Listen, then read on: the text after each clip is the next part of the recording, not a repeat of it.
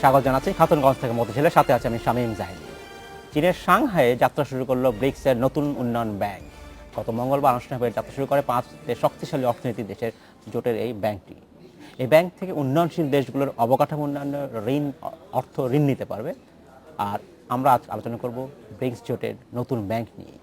এই নিয়ে আলোচনা করতে আমার সাথে স্টুডিওতে রয়েছেন BIDS এর research fellow doctor Abul Bashar. জনাব বাশার, আপনাকে স্বাগত জানাই অনুষ্ঠানে। আর আপনি কেমন আছেন বলবেন? Thank you.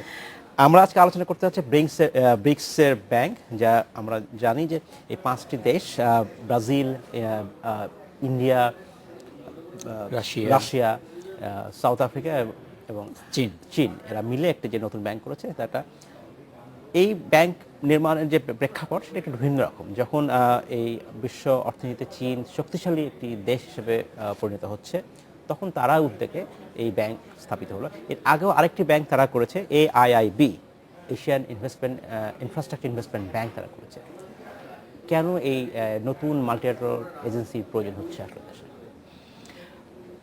আপনাকে ধন্যবাদ। আসলে দুটো বিষয় যদিও সমসাময়িককালেই হয়েছে, কিন্তু দুটো এই প্রয়াস আঙ্গিকের দিক থেকে একটু আলাদা। ব্রিক্স যেভাবে নামটা এসেছে ব্রিক্স, সেখানে 5টা দেশের ইনভলভমেন্ট। আর আমরা জানি যে AIIBর কথা যেটা বললেন, AIIB সেখানে কিন্তু প্রায় 50টা দেশের মানে চীনের একটা বড় ভূমিকা আছে। তা আমরা ব্রিক্স নিয়ে যদি বলি যে আসলে ব্রিক্সটা ব্যাংক শব্দটা যুক্ত করা হয়েছে ইদানিংকালে, কিন্তু তার আগ পর্যন্ত কিন্তু এটাকে ফান্ড বলা হতো। ব্রিক্স ফান্ড, উন্নয়ন ফান্ড বলা হতো। এবং সেটার কারণটা আপনি যেটা বলছেন, প্রেক্ষাপটটা একটু ভিন্ন। প্রেক্ষাপটটা অনেকটা এরকম যে বিশ্ব অর্থনীতি নয়, শুধু বিশ্ব রাজনীতি এবং অর্থনীতিতে আমেরিকার যে একটা প্রভাব, হ্যাঁ, এবং সেটার কিছু একটা সামরিক দিক আছে, একটা অর্থনৈতিক দিক আছে। এবং এই 5টা দেশের মধ্যে যে প্রধান যে দুটো দেশ, আপনি যদি রাশিয়ার কনটেক্সটে চিন্তা করেন, রাশিয়ার উপরে যে একটা অর্থনৈতিক অবরোধের পাশাপাশি একটা সামরিক হুমকিও কিন্তু আছে। হ্যাঁ, আবার চীনের ক্ষেত্রে কিন্তু সামরিক হুমকি না থাকলেও কিন্তু একটা অর্থনৈতিক হুমকি আছে, যে চীনকে আমেরিকা যে পানিশমেন্ট, চীন যদি তাদের কথা না শুনে, তাহলে আমেরিকান মার্কেটে বন্ড বিক্রি করতে দিবে না। তো আমরা জানি যে চীনের হাতে প্রচুর উদ্বৃত্ত, অনেক সারপ্লাস জমে যাচ্ছে, এবং সেটার কিছু অংশ কিন্তু সে অন্যান্য জায়গায় ইনভেস্ট করছে, যে সাপ্লায়ার্স ক্রেডিট হিসেবে। বাংলাদেশেও যেমন চীন অনেক উন্নয়নমূলক কাজে অর্থের যোগান দিচ্ছে। আফ্রিকাতে তো চীন এককভাবেই আসলে সবচেয়ে বড় ডোনার। হ্যাঁ, তো চীন হয়তো ভাবছে যে এই যে সারপ্লাসটা যখন সে ব্যবহারই করছে, তো এটা আরও কয়েকজনকে সাথে নিয়ে, লাইক মাইন্ডেড আরও কিছু দেশকে সাথে নিয়ে, why not take an initiative, যেটা দিয়ে সে আমেরিকান যে আমি বলবো যে একটা একক যে আধিপত্য, হ্যাঁ, বা হেজিমনি, সেটাকে কিছুটা কন্টেস্ট করা যায় কিনা। এই হচ্ছে এটার পিছনে আসলে কূটনৈতিক আসপেক্টটা। আর যদি আমরা অর্থনৈতিক আসপেক্টটাতে আসি, তাহলে যে মোডালিটিটা এখানে কাজ করছে সেটা হচ্ছে যে এই 5টা দেশ প্রাথমিকভাবে 10 বিলিয়ন করে দিয়ে $50 বিলিয়ন একটা উন্নয়ন ফান্ড তারা গঠন করবে। তার পাশাপাশি 100 বিলিয়ন বলছেন, 100 বিলিয়নের এটা হচ্ছে উন্নয়ন ফান্ডটা হচ্ছে $50 বিলিয়ন, এবং এখানে প্রত্যেকটা দেশ 10 বিলিয়ন করে দিবে, এবং এখানে সবার একই সমান ভোটিং অধিকার, কারো কোনো ভেটো রাইট নেই। আর তার পাশাপাশি ওরা একটা কন্টিনজেন্সি একটা ফান্ড তো ডেভেলপ বা রেডি রাখবে, সেটা হচ্ছে $100 বিলিয়ন। আচ্ছা, এবং সেইখানে কিন্তু আবার কন্ট্রিবিউশনটা ভেরি করে। চীন like 41% of that $100 billion, like $41 billion চীন একেই দিবে। হ্যাঁ, তো সেই ফান্ডটা হচ্ছে যদি কোনো একটা দেশ কোনো একটা আপৎকালীন সময়ে অতিরিক্ত অর্থের প্রয়োজনে সেটার যোগান দেওয়ার জন্য। আচ্ছা, হ্যাঁ, তো এই সব কিছু মিলিয়ে তারা এখন নিজেরা সংঘবদ্ধ হচ্ছে এই কারণে, যাতে করে আমেরিকান অ্যান্ড ইউরোপিয়ান যে একটা অনেক কিছু করতে গেলে তারা যে প্রতিবন্ধকতার সম্মুখীন হয় ওদের হাতে, এবং ওদের রিয়ালাইজেশন, আমি এটা পক্ষে বিপক্ষে বলছি না, মানে যতটা ওদের যে 5টা দেশের নেতৃবৃন্দের মুখ থেকে যেটা এসেছে, ওদের রিয়ালাইজেশন হচ্ছে যে অন্য যে ইন্টারন্যাশনাল অর্গানাইজেশনগুলো আছে, মানে development organisation like world bank বা IMF, সেইখানেও এই পশ্চিমা বিশ্বের একটা প্রচণ্ড প্রভাব আছে। রয়েছে। হ্যাঁ, এবং সেই যার কারণে এই 5টা দেশের পক্ষে আসলে ওই যে বাকি যে দুটো অর্গানাইজেশন ওয়ার্ল্ড ব্যাংক বা IMF সেইখানে তাদের একটা উন্নয়ন সহযোগী বা তাদের অংশ হয়ে তারা তাদের কাঙ্ক্ষিত কাজগুলো করতে পারবে না। আচ্ছা, যার কারণেই তারা নিজেরাই একটা কিছু দাঁড় করাচ্ছে। এই হচ্ছে ব্রিক্সের পিছনের কাহিনী। আমরা পিছনের কূটনীতি বা রাজনীতি যাই দেখি, আমরা যদি সামনের দিকটা দেখি, আমরা যদি অর্থনীতির ব্যাংক থেকে ঋণ নেবার যে যদি কথা বলি, ঋণের সহজলভ্যতার কথা যদি বলি, উন্নয়নশীল দেশগুলো এখন তো লাভবান হবে। হ্যাঁ, তা তো বটি। কারণ একই সাথে যখন এই মুহূর্তে বলা হচ্ছে একটা ওয়ার্ল্ড ব্যাংক এবং IMF-কে চ্যালেঞ্জ করা হচ্ছে, এক অর্থে ADB-ও তারা এই নতুন উদ্যোগের ফলে তারা বলছে তারা তাদের ঋণ অনেকটা সহজ হবে। এক্ষেত্রে বাংলাদেশ বা এরকম উন্নয়নশীল দেশগুলো কীভাবে, স্পেশালি বাংলাদেশ, এই সুযোগটা নিতে পারে AIIB থেকে এবং ব্রিক্স ব্যাংক থেকে? আসলে ব্রিক্সের কথাটাতে আবার বলি, ব্রিক্স থেকে উন্নয়নশীল দেশগুলো কতটুকু ঋণ পাবে বা কি শর্তে পাবে, আমার মনে হয় এটা একটু প্রিমেচিউর আলোচনা। কারণ এটা এখনো কিন্তু সুস্পষ্টভাবে আমরা এখনো জানি না যে ব্রিক্সের উন্নয়ন ফান্ড থেকে উন্নয়নশীল দেশকে আসলে ঋণ দেয়া হবে কিনা, নাকি তাদের নিজেদের একটা সংঘবদ্ধ প্রয়াস নিজেদের সমস্যাগুলো সমাধান করার জন্য। সো এটা একটু ওয়েট করতে হবে, একটু ওয়েট করতে হবে। বাট আমার যেটা মনে হয় যে আর যাই হোক, সুদের হার নিশ্চয়ই ওয়ার্ল্ড ব্যাংক এবং IMF যা হবে তার চেয়ে কম হতে হবে বা সেই পর্যায়ে হতে হবে, না হলে তারা আসলে কমপ্লিট করতে পারবে না। সেই দিক থেকে যখন একটা বাজারে অনেক প্লেয়ার থাকবে, আলটিমেটলি কাস্টমার লাভবান হয়। ওই বড় প্লেয়ারটা যেটা আমি দেখতে পাচ্ছি যে which can really challenge the existing player, সেটা হচ্ছে AIIB।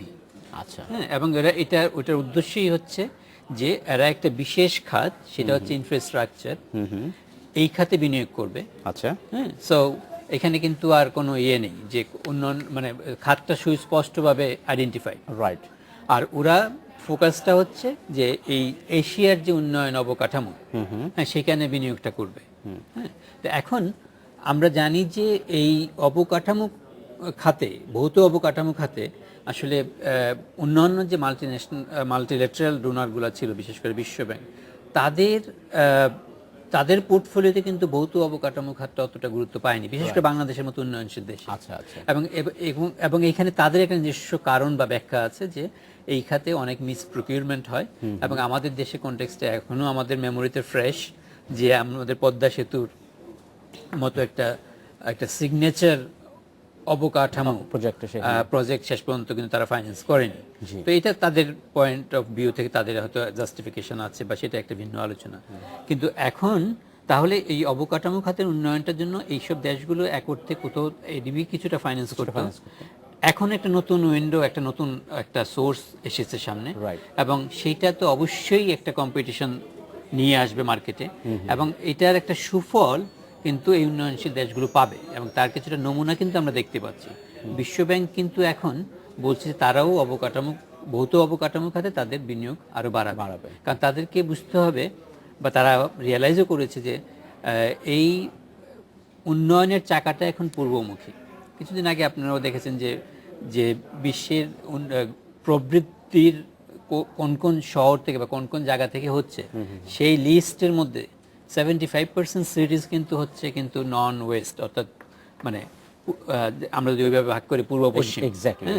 তাহলে তাদেরকে বুঝতে হবে যে আসলে উন্নয়নের সোর্স হয়তো চেঞ্জ হয়ে যাচ্ছে, এবং এই যে চেঞ্জটা হচ্ছে, এইটাকে যদি তারা আত্মস্থ করতে না পারে বা এটাকে কগনিজেন্সে নিয়ে যদি তারা বিহেভ না করে, তারা কিন্তু একসময় রিডান্ডেন্ট হয়ে যাবে, ইররেলেভেন্ট হয়ে যাবে।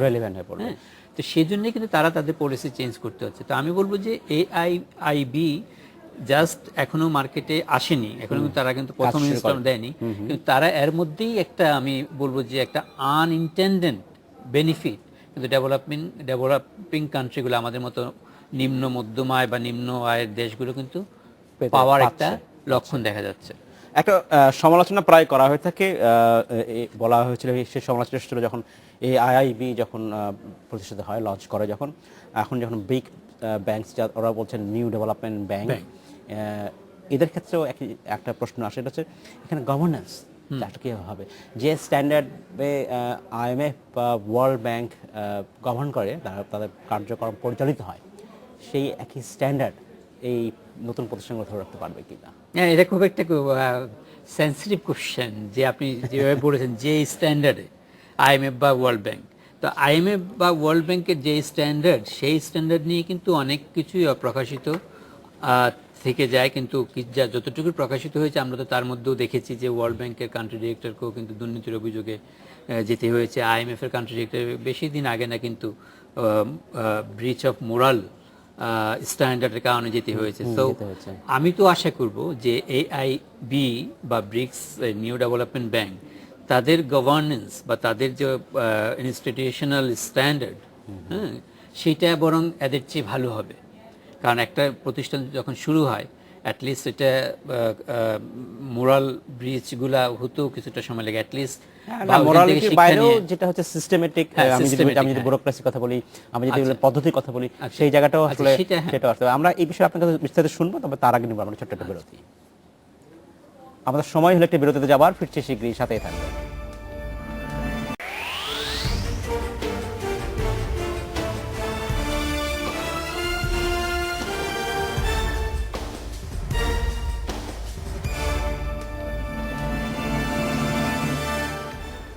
আজ আমরা আলোচনা করছি ব্রিক্স জোটের নতুন ব্যাংক নিয়ে। এই নিয়ে আলোচনা করতে আমাদের সাথে স্টুডিওতে রয়েছেন BIDC research fellow doctor Abul Bashar. জনাব বাশার, আপনাকে স্বাগত জানাচ্ছি অনুষ্ঠানে আরেকবার। আমরা আজকের এই প্রোগ্রামে যখন কথা বলছি ব্রিক্স ব্যাংক নিয়ে, আমরা বিরতিতে যাওয়ার আগে কথা বলছিলাম, আপনি বলছিলেন যে নতুন যে ব্যাংকগুলো হচ্ছে এআইআইবি বা ব্রিক্স ব্যাংক, তাদের যে কর্ম পরিচালনা করবার যে স্ট্যান্ডার্ড বা এথিক্স, সেটা কতটা মানে কতটা ওয়ার্ল্ড ব্যাংক বা আইএমএফের মতো হবে বা তার চেয়ে বেশি কিছু হবে কিনা, এবং এখানেই অনেকে বলছেন এটা একটা চ্যালেঞ্জ এই নতুন প্রতিষ্ঠানগুলোর জন্য। হ্যাঁ, চ্যালেঞ্জ তো অলওয়েজ দেয়ার, এবং সেই চ্যালেঞ্জটা মিট করে এদেরকে এগোতে হবে। এবং যেটা হয়েছে, যেহেতু সামনে একটা এক্সাম্পল আছে ওদের, হ্যাঁ, তো তাদের জন্য একটা সুবিধাও আছে যে মানে আমরা তো অনেক সময় ভুল থেকে শিখি, তো ওইটা শিখে নিয়ে এগোতে পারবে। বাট এটার পাশাপাশি আরেকটা বিষয় খুব ইম্পর্টেন্ট হবে, সেটা হচ্ছে যে এই যে ডেলিভারি প্রসেসটা কি। এবং আপনি দেখবেন যে বিশ্ব ব্যাংক বা আইএমএফ এর ক্ষেত্রে একটা সমালোচনা আছে যে এই ঋণ দেওয়ার ক্ষেত্রে ওরা অনেক রকমের এই প্রসেসটা অনেক ডিলে, মানে এই অনেক টাইম কনজিউমিং, আর এই অনেক সময় অনেক কন্ডিশনালিটি ইম্পোজ করে। কিন্তু যদি টাইম কনজিউমিং, এর অর্থ এই একটা কিন্তু আছে যে প্রসেসটা একটা প্রসেস আছে, এবং সেটাকে যদি ব্রেক করা হয় তাহলে কিন্তু আসলে স্ট্যান্ডার্ডটা আসলে আপনি দেখুন ওয়ার্ল্ড ব্যাংকে কাজ করছেন, তো আপনার অভিজ্ঞতা যদি আপনি আসলে বলতেন। আসলে এই প্রসেসটা অবশ্যই একটা প্রসেস আছে, এবং সেই প্রসেসের অনেকগুলো জিনিস মিট করতে হয়, অনেকগুলো ক্রাইটেরিয়া মিট করতে হয়। ওই ক্রাইটেরিয়া মিট করার প্রসেস কারণেই অনেক সময় লেগে যায়। তো সময়টার চেয়ে বড় কথা হচ্ছে যে আসলে এখানে যে সমালোচনাটা কিন্তু সময়ের চেয়ে বরং বেশি হয় যে কন্ডিশনালিটি ইয়ে করা হয়। কন্ডিশনালিটি শব্দটা ইটসেলফ কিন্তু নেগেটিভ শব্দ হওয়া উচিত না, কারণ যে কোনো জিনিসের একটা রেগুলেশনের বিষয় থাকে অবশ্যই। হ্যাঁ, তো রেগুলেশন যদি এরকম হয় যে যদি একটা ঋণ দেওয়ার ক্ষেত্রে যদি এইটা রেগুলেট করার জন্য যদি বলা হয় যে অর্থ অপচয় করা যাবে না, এটা দিয়ে এই কাজ করা যাবে না, যে কাজে দেওয়া হচ্ছে, এটা তো অবজেকশনের কিছু নেই। হ্যাঁ, কিন্তু বাংলাদেশ বা উন্নয়নশীল দেশগুলোর সময় পক্ষ থেকে অনেক সময় যে কমপ্লেনটা করা হয় সেটা হচ্ছে যে এইগুলোর পাশাপাশি এমন কিছু কন্ডিশন দেওয়া হয় যে এটা করতে হলে এই রিফর্মটা করতে হবে, এটা করতে হলে এই ঋণটা পেতে হলে এই কাজটা করতে হবে। এখন এই কাজগুলো যদি তাদের কতটা আসলে হোমওয়ার্ক করে করা হয় এবং এটা ওই দেশের কনটেক্সটে এই কাজটা করা যৌক্তিক হবে কিনা, হ্যাঁ, এইখানেই অনেক সময় বনিবনা হয় এবং সময়টা বেশি লেগে যায়। এবং সেইখানে আবার একটা সমস্যা হয় যে এই যে বলা হচ্ছে যে তুমি এই ঋণটা পেতে হলে এই কাজটা করতে হবে, এই ডিসিশনটা তো একটা প্রসেস আছে, সেখানে একটা ডিসিশন মেকিং প্রসেসে আবার ভোটিং রাইটটা কিন্তু ইকুয়াল না। আপনি জানেন যে বিশ্ব ব্যাংক এবং আইএমএফ এ যেমন প্রত্যেক দেশের মানে ইচ কান্ট্রি ওয়ান ভোট এরকম পলিসি না, কিন্তু এআইবির ক্ষেত্রে কিন্তু সুবিধাটা হচ্ছে এখানে যে প্রত্যেক দেশের কিন্তু একটা করেই ভোট, এখানে কিন্তু মানে ওই ভোটিং ওয়েট কিছু নেই। সুতরাং আমি আশা করছি এখানে যে যেহেতু একটা পিওরলি ডেমোক্রেটিক প্রসেসে হবে, 51% people at a given time সবাই ভুল করবে এরকম সম্ভাবনা কম থাকবে। তো যদি তাই হয় তাহলে এই ডেভেলপিং কান্ট্রিগুলোর জন্য যে কন্ডিশনটাকে মনে হচ্ছে যে এটা আসলে তাদের জন্য সুবিধা না, যখন এটা ডিসিশনটা নেওয়া হবে সেই ডিসিশনটা হয়তো ওই দেশের বিপক্ষে খুব একটা যাবে না। এটা আমি বলবো যে এই এআইআইবির ক্ষেত্রে একটা বড় পজিটিভ জিনিস হিসাবে কাজ করবে। আর আমরা যখন বলছি যে ব্রিক্সের কথা, ব্রিক্স ব্যাংকের কথা বলছি, তখন এই একটা ধারণা নিশ্চয়ই থাকে যে এই 5টি দেশই কিন্তু এখান থেকে বাড়তি সাহায্য নেবে। তাহলে কি এটা উন্নয়নশীল দেশগুলোর জন্য সেই অর্থে সাহায্য করবে না? আচ্ছা, এটার আমি যেটা এর আগেও একটু বলেছিলাম যে আসলে উন্নয়নশীল দেশকে এই ফান্ড থেকে টাকা দেওয়া হবে কিনা এই বিষয়টা এখন স্পষ্ট না। এখন পর্যন্ত যতটুকু জানা যাচ্ছে যে এটা, এই জন্য আমি বলছিলাম যে it's a kind of A defensive financial scheme, যে আমরা 5 জন সংঘবদ্ধ হয়ে আমাদের গ্রামে গঞ্জে যে সমিতি করি না, যে আমানত জমিয়ে তারপরে বিপদের দিনে এটা দিয়ে সাহায্য করলাম। আমার কাছে জিনিসটা এখন পর্যন্ত ওইরকমই মনে হচ্ছে যতটুকু মানে আমরা দেখতে পাচ্ছি, জানি না পরে ডেভেলপমেন্টটা কি হবে। তো এই ডিফেন্স এগেইনস্ট আমেরিকান বা ওয়েস্টার্ন ইকোনমিক হেজিমনি, হ্যাঁ, তো এইখান বাট সুতরাং আপাত দৃষ্টিতে মনে হচ্ছে যে এখান থেকে উন্নয়নশীল দেশগুলো সরাসরি কোনো উপকার পাবে না। কিন্তু আবার আমরা যদি আরেকটু আগ বাড়িয়ে চিন্তা করি তাহলে দেখেন যে যদি রাশিয়া বা চায়না বা ব্রাজিল, এই যে বৃহৎ অর্থনীতিগুলো যারা প্রায় ওয়ার্ল্ড ইকোনমি 25% মানে কন্ট্রিবিউট করে, এবং জনসংখ্যার বিচারে এই 5টা দেশ প্রায় 42% of total population, so market size অনেক বড়। এত বড় একটা অংশ যদি তারা মানে ফাইন্যান্সিয়ালি মানে নিজে সেলফ ফাইন্যান্সিং এ যায় নিজেরা নিজে, তাহলে কিন্তু তখন তাদেরকে আর ওয়ার্ল্ড ব্যাংক বা আইএমএফ এর কাছ থেকে আর টাকাটা নিতে হবে না, বা কম নিতে হবে। ওই টাকাটা আসবে তখন ডেভেলপিং কান্ট্রিগুলোর হাতে। তো ওইভাবে কিন্তু ইনডাইরেক্টলি মানে বর্তমান ফরম্যাটেও ইনডাইরেক্টলি ডেভেলপিং কান্ট্রিগুলো একটা বেনিফিট পাবে। আমরা আরেকটা বিষয় বিশ্লেষণ করছি, যখন আমরা বলছি যে মূলত ওয়ার্ল্ড ব্যাংক এবং আইএমএফ লক্ষ্য করে এই বিষয়গুলো আসে। এডিবির কথা, আমরা এশিয়ান ডেভেলপমেন্ট ব্যাংক, তারাও কিন্তু এখানে একটা বড় ভূমিকা রাখছে, এবং তারাও বলছে তাদের শর্ত শিথিল করবে অনেক ক্ষেত্রে, এবং তারা যদিও তারা ইনফ্রাস্ট্রাকচারে ইনভেস্ট করে কিন্তু যে পরিমাণ সেটা আসলে চাহিদা তুলনায় বেশি নয়। সেক্ষেত্রে এই যে এখন যেসব দেশ যারা আসলে বাংলাদেশের মতো দরিদ্র দেশ যারা ঋণ নিতে চাইবে, তারা আসলে এই ধরনের প্রতিষ্ঠানের সাথে কী ধরনের সম্পর্ক আসলে বজায় রাখতে পারে, বা তাদেরকে কোনো ব্যালেন্স তৈরি করা দরকার আছে কিনা, তাদের মধ্যে এই ধরনের বিপদ আসবে কিনা যে তারা শুধুমাত্র ওয়ার্ল্ড ব্যাংক নির্ভর, বা তারা এডিবির দিকে বেশি ঝুঁকে যাচ্ছে, বা তারা শুধু এআইআইবির দিকে যাচ্ছে, তাদের মধ্যে কোনো ডিপ্লোম্যাটিক ব্যালেন্স তৈরি করা আসলে প্রয়োজন আছে কিনা? আমি মনে করি যে সেরকমটা হবে। দেখুন এখন এই প্রতিষ্ঠানগুলো বা বিশ্বে এখন যে অর্থনৈতিক আমি যদি বলি যে প্যারাডাইম বা নীতি, সেটা হচ্ছে মুক্তবাজার অর্থনীতি। তো মুক্তবাজার অর্থনীতি নীতিটা তো সব জায়গাতেই অ্যাপ্লিকেবল হবে। আগে ওয়ার্ল্ড ব্যাংক বা আইএমএফ তারা বা আপনি এডিবির কথা বললেন যে তারা লিমিটেড মানে সাপ্লায়ার ছিল অফ ক্রেডিট। এখন নতুন প্লেয়ার যদি আসে, আমি মনে করি যে বিশ্বব্যাংক বা এডিবি বা আইএমএফ তারাও ওই মুক্তবাজার অর্থনীতির স্পিরিটে এটাকে নিতে হবে। যে একজন নতুন, আমি যদি বাজারে যাই, আমি যে জিনিসটা কিনবো তার জন্য যদি একজন বিক্রেতা থাকে, তাহলে একজন বিক্রেতার জায়গায় যদি 2 জন থাকে, তাহলে ক্রেতা হিসেবে আমি একটা সুবিধা পাবো। হ্যাঁ, তো সেখানে কিন্তু ওই আমার পুরাতন বিক্রেতার রাগ বা অভিমান করার কিছু নেই, কারণ তাকেও জিনিস বিক্রি করতে হবে। তো আমার মনে হয় সেই স্পিরিটই নেওয়া হচ্ছে, এবং তারই কিছুটা রিফ্লেকশন আমরা দেখতে পাচ্ছি যে এডিবি বলছে তাদের যে ইয়েগুলো প্রসেসটা সহজ করবে। বিশ্বব্যাংক বলছে আমরা আগে ভৌত অবকাঠামো খাতে বিনিয়োগ করতাম না, এখন করব। তা আমি কিন্তু সেটা ওইভাবেই দেখছি, এবং একটা পজিটিভ বা আমি বলছি একটা কনস্ট্রাকটিভ স্পিরিটই তারা জিনিসটাকে নিচ্ছে। কিন্তু যতটা যখন এআইবি যখন শুরু করে, লঞ্চ করে তারা কার্যক্রম, তখন কিন্তু বেশ এক ধরনের রেজিস্ট্যান্স তারা দেখেছে। হ্যাঁ, এবং একটা সময় জার্মানি, ব্রিটেন, ফ্রান্স যদিও তারা একটা সময় যোগদান করেছে, কিন্তু এখনো কিন্তু স্টিল জাপান এবং ইউনাইটেড স্টেটস কিন্তু এখনো এর সাথে সম্পৃক্ত হয়নি। সিঙ্গাপুর কি এসেছে? আমি যদি সিঙ্গাপুরও মনে হয় আসেনি এখন পর্যন্ত। সাউথ কোরিয়া শেষ সময় এসেছে, যারা এক সময় বাহাদুর করছিল। অস্ট্রেলিয়া যারা একসময় প্রচন্ডভাবে বিরোধী করছে, তারাও এসেছে। কিন্তু এখনো কিন্তু জাপান এবং ইউএসএ বড় পৃথিবীর বৃহৎ বড় দুটি দেশ, অর্থনৈতিক শক্তিশালী দেশ, এখনো এখানে আসেনি। সো এইখানে সেই একটা টেনশন আসলে থাকে কিনা। আচ্ছা, আপনি যেটা টেনশন বলেন, তাহলে আপনার কথা দিয়ে বলি, তাহলে শুরুতে যে পরিমাণ টেনশন ছিল সেটা কমে এসেছে। হ্যাঁ, তো সেটা ক্রমহ্রাসমান। হ্যাঁ, তো এটা একটা ভালো দিক যে আজকে ইন্দোনেশিয়াও কিন্তু প্রথমে আসেনি, সিঙ্গাপুর আসেনি, ইভেন এশিয়ার মধ্যে জাপান তো আসেনি। হ্যাঁ, তো এখন তো এই যে টেনশনটা বা হোস্টাইলিটিটা কিন্তু ক্রমহ্রাসমান। অনেকগুলো এখন প্রায় প্রথমে ছিল মনে 22টা বা 23টা দেশের মতো ইনিশিয়াল সিগনেচারি, এখন এটা 50-এর মতো কাছাকাছি গিয়ে ঠেকেছে। তো আমি তো বলবো যে হ্যাঁ, মানে একটা পুরো বিশ্ব একসাথে কোনোদিন ইমেচিউর আচরণ করতে পারে না। এখন আমাদের এই অঞ্চলে যে ভৌত অবকাঠামোগত যে টোটাল ফাইন্যান্সিং নিড, এটা এত বেশি, যদি শুধু আমরা এই সাউথ এশিয়ার কথাই চিন্তা করি, হ্যাঁ, তাহলে সেইটা ফাইন্যান্সিংয়ের জন্য প্রচুর অর্থের দরকার। ওয়ার্ল্ড ব্যাংক বা এডিবি কিন্তু সে দিতে পারছে না। সো এটা তো একটা রিয়ালিটি যে এটা কোথাও থেকে আসতে হবে। তো ইনিশিয়ালি যেটা হয়েছে হয়তো মান অভিমান, হোস্টালিটি, টেনশন সব কিছু, কিন্তু সেটা ক্রমহ্রাসমান, and it's a good thing. আমরা সেটাই আশা করবো। ডক্টর বাশার, আপনাকে অসংখ্য ধন্যবাদ। আমাদের সময় সর্বদা শেষ করতে হচ্ছে, ভবিষ্যতে নিশ্চয়ই আমরা আবার কথা বলবো। আপনাকে ধন্যবাদ। ধন্যবাদ আপনাকে। এই ছিল আজকের মতো খাতুনগঞ্জ থেকে মধ্যশিল্পী। আমাদের সাথেই থাকবেন, দেখা হবে আবারও।